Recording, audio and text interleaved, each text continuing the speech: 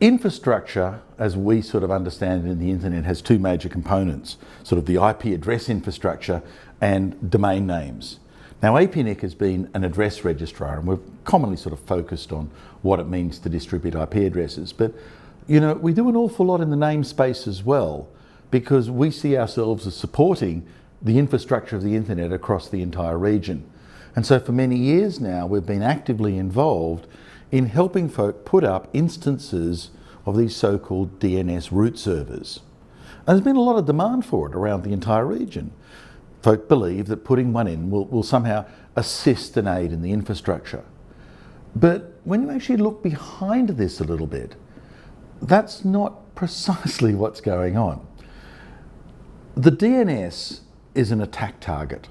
It's a very big attack target because, as folk found out almost from day one, if I can take out those root servers, if I can make them inaccessible and unable to answer a query, the internet just stops. Because, as everyone knows, or maybe they don't, everything starts with the DNS. Everything starts with a URL. Everything starts with a name. If I can't translate that name into an address to start moving packets, nothing happens. So the roots and these root servers that serve the root zone of the DNS are super critical. You can't translate names unless at least one of them is accessible. And so a lot of attacks have been focused on the roots. Now, how do the roots defend themselves has been sort of the big question. For a while, they were building bigger boxes, handled more queries, answered more. But at some point that just fails. And so we sort of stumbled into the next step, which is rather than having one box, let's have two, but rather than put them in one machine room, why don't I put one in the Western Hemisphere and one in the Eastern Hemisphere and have them answer the same address, anycast. If there's a big attack in the West, the Eastern node is just fine because the Western node will absorb the attack. Now, I've talked about a two-node anycast, but what if you had 1,000 or even 2,000? All these things are sort of serving the same root data, but they're able to absorb attacks locally, so that in order to bring down the entire root system, you now need to launch an attack across all of the internet, sort of everywhere all at once. So the degree of difficulty is quite hard, or so you'd think. And I suppose one of the big wake-ups was October 21 last year with the so-called Mirai botnet attack, because that brought down one of the best and most capable DNS infrastructure providers that we had at the time with a terabit attack. That attack is so big, it doesn't just make the server go dead. All of the glass, all of it melts a huge amount of infrastructure. And it starts us thinking, are we doing this right?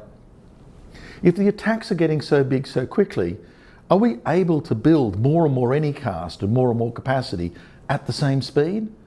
And the answer is kind of, I think we're losing. And that's got us on to thinking, well, how can we make this system more resilient? Now, one of the observations is that root servers spend most of their time not answering real questions, because these attacks are attacks based on fictitious names. 70% of the traffic being sent to root servers are actually for names that don't exist. Why are they being passed on to the roots is a really good question. And again, the resolvers that are trying to answer this question are passing it on to the root because they don't know it doesn't exist yet. Is there a way of making those resolvers cleverer? If they were able to say, look, buddy, that's not a name that exists.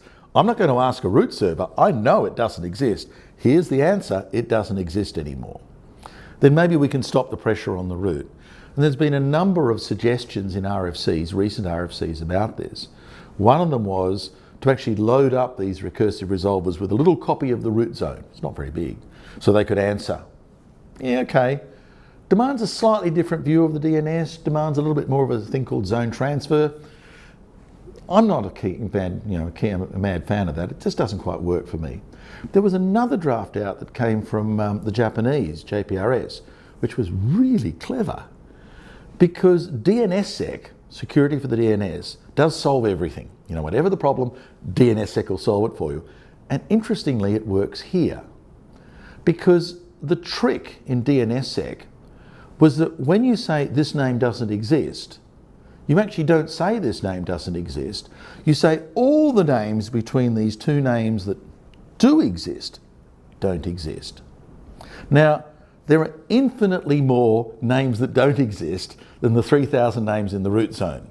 So by sending you back a range, you're actually answering a billion possible queries by saying nothing in that range is ever going to answer.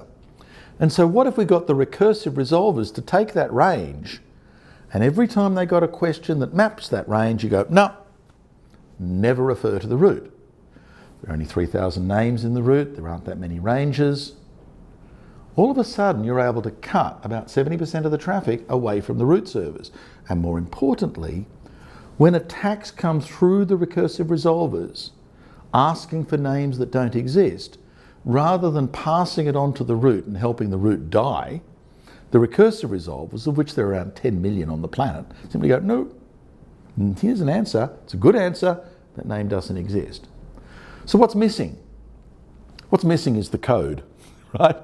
And so we looked at this and looked at the amount of money we're spending on putting in root instances, in helping folk around this region put in root instances, said, if we can help ISC, the Internet Software Consortium, the folk who do bind, to put this feature into their code, then everyone who runs bind will be helping rather than hindering. So that's what we're announcing. And inside bind 9.12, we're now going to see a feature, I think it's called aggressive NSEC caching. But the trick is to make resolvers the friends of the root rather than the enemy, and get to them to the point of being able to answer authoritatively names that don't exist. We're kind of hoping not only ISC, but the other DNS vendors, of which there are quite a few, will also implement this same RFC. Because if we get there, we're kind of stopping having to build ever bigger walls, and instead we're enlisting more and more friends to push the attacks further outwards. Overall, a good thing. If you're looking for this, you'll find that in bind 9.12, the bind 9.12 release is actually in this last quarter of this year. So for bind in particular, it's coming out very soon. We're asking them, it'll be on by default. So you're going to have to be tricky to turn it off. If you just install bind, it will then do this aggressive NSEC caching for free.